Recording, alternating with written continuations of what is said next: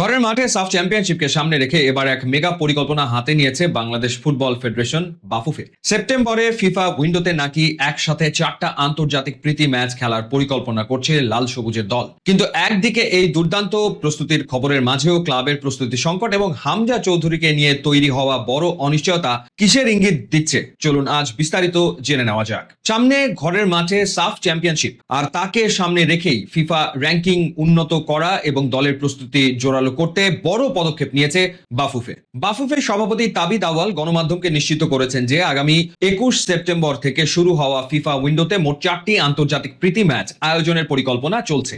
এই উইন্ডো শুরুর আগে জাতীয় দলের জন্য একটি 10 দিনের বিশেষ প্রস্তুতি ক্যাম্পেরও পরিকল্পনা করছে বাফুফে, যা দলের বোঝাপড়া বাড়াতে দারুণ ভূমিকা রাখবে। তবে জাতীয় দলের এই সুদূর প্রসারী পরিকল্পনার পথে বড় এক কাঁটা হয়ে দাঁড়িয়েছে দেশের ক্লাব ফুটবলের বর্তমান পরিস্থিতি। আগামী 21 অগাস্ট চ্যালেঞ্জ কাপ দিয়ে নতুন মৌসুম শুরুর কথা থাকলেও জাতীয় দলের সিংহভাগ ফুটবলার যে দুই ক্লাব বসুন্ধরা কিংস ও আবাহনী লিমিটেডে খেলেন, তারা এখনো ঠিকমতো প্রাক মৌসুম অনুশীলনী শুরু করতে পারেনি। ফিফার আরোপিত নিবন্ধন নিষেধাজ্ঞা এবং দল গঠনে ব্যস্ততার কারণে ক্লাবগুলোর এই ধীর গতি জাতীয় দলের ফুটবলারদের ফিটনেস নিয়ে মারাত্মক উদ্বেগ তৈরি করেছে। যদিও বাফুফে জানিয়েছে তারা শুধু ক্লাবগুলোর ওপর নির্ভর না করে নিজেরাই খেলোয়াড়দের চোট, খাদ্যাভ্যাস ও ফিটনেস নিয়মিত পর্যবেক্ষণ করছে। আগামী 4 থেকে 17 নভেম্বর ঢাকায় অনুষ্ঠিত হবে দক্ষিণ এশিয়ার মর্যাদাপূর্ণ এই টুর্নামেন্ট।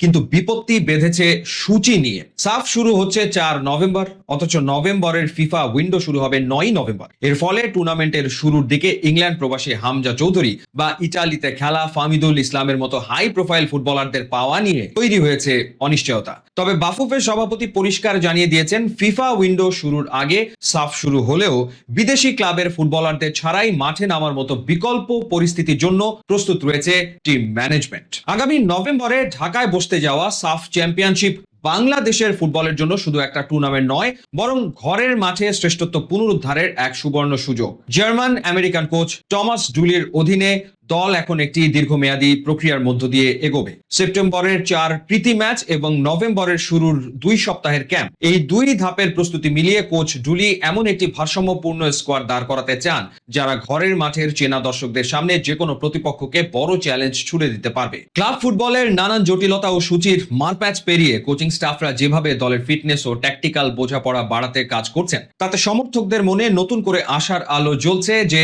এই সাফেই বাংলাদেশ দল ইতিহাস গড়তে পারবে।